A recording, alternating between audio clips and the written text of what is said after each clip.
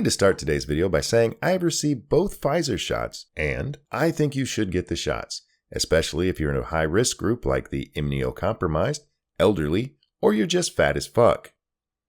I have to be very careful how I talk about this. I won't be entertaining any anti-vax stuff. Even if I wanted to, which I don't, I can't because Susan gets a bit bitchy about the topic. Joe Rogan recently caused waves for saying if you're 21 and healthy, he would advise against you getting the vaccine. Lots of people with no medical degree came out to tell Joe his opinion doesn't matter since he has no medical degree. People like Phil DeFranco. But in usual Phil fashion, he's not going to go hard. He thinks Joe's entitled to his opinion. And the first thing that we have to talk about today are these wild and ridiculous attacks on America's Dr. Joseph Rogan, MD. Y'all know Joe, I put DMT in my elk meat. And so in addition to everyday people having the reactions that they did, you also saw people with platforms of their own like Ethan Klein writing, healthy young people definitely should get the vaccine. That's how we stop the spread. Not rocket science, guys. It's about returning to normal and saving lives. In India, they are literally burning bodies in the street while people like Joe Rogan encourage people not to vaccinate. But yeah, ultimately I think Rogan has a very shitty opinion here that flies in the face of science, and that's kind of the end of the story. I know there are some people that are trying to deplatform him. I'm personally not pushing for that in any way. In fact, I would argue that I'm doing exactly what Joe Rogan is doing. I'm simply sharing my opinion on my platform, though my opinion also appears to be backed more by actual experts and doctors in the field that is being commented on. Right? Evidence-based science and research, and not my daughters got sick and they didn't seem like that big of a deal. And honestly, this is kind of a weird thing to even be commenting on, because outside of, stupid shit like this and other stuff I don't agree that Joe Rogan does, I'm actually kind of a fan. Dear dumbass, I liked your Photoshop, so I did one of my own. Dr. Phil has a nice ring to it, don't you think? I'm happy to see that your staff worked hard to find headlines and tweets to prove your point. I mean, when I saw what Ethan Klein said, I suddenly realized all the data doesn't exist. Let's talk numbers. 18 to 29-year-olds are the biggest demographic of COVID infections. They represent 22.5% of all U.S. COVID cases. For reference, they only make up about 17 to 18% of the population. Want to guess how many they represent in deaths, Phil? It's 0.5%. Now, I got these numbers from the CDC rather than Ethan Klein, so I suppose some skepticism is in order. I know I trust a guy who looks like he just crawled out of a trash can behind a 7-Eleven far more than I trust the Center for Disease Control. I mean, the Center for Disease Control can't give you any clout, am I right? The simple truth of the matter is the 18 to 29-year-olds are overrepresented in cases compared to their portion of the population, while being way underrepresented in deaths. By a lot. And that's not even getting into why those people died, because overwhelmingly, they weren't healthy to begin with. Only the 0 to 4 and 5 to 17 age groups are even more likely to survive, and they have a much lower rate of infection. What I'm getting at here is that exceptions don't make the rule.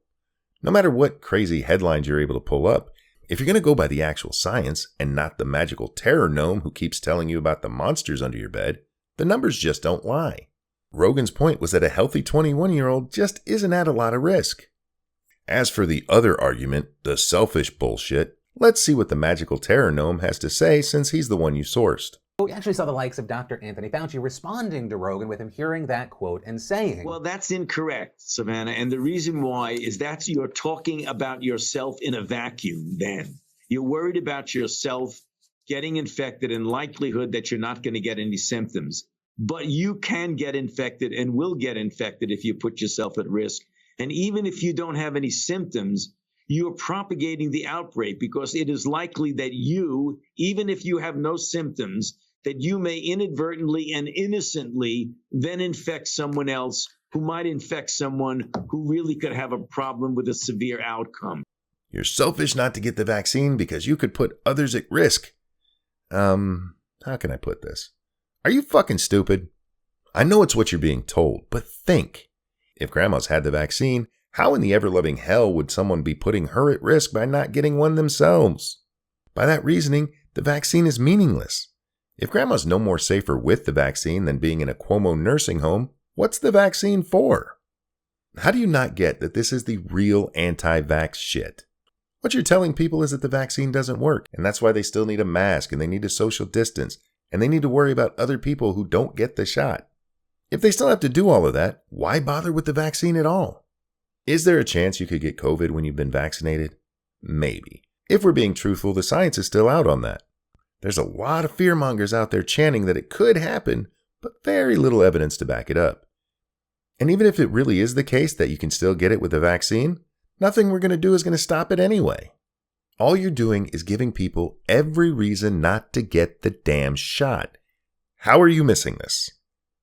I get it. Joe Rogan's a big star and you had to talk about it because that's what you do on your show. Fair enough. And you had to couch your language just in case he ever invites you on his show.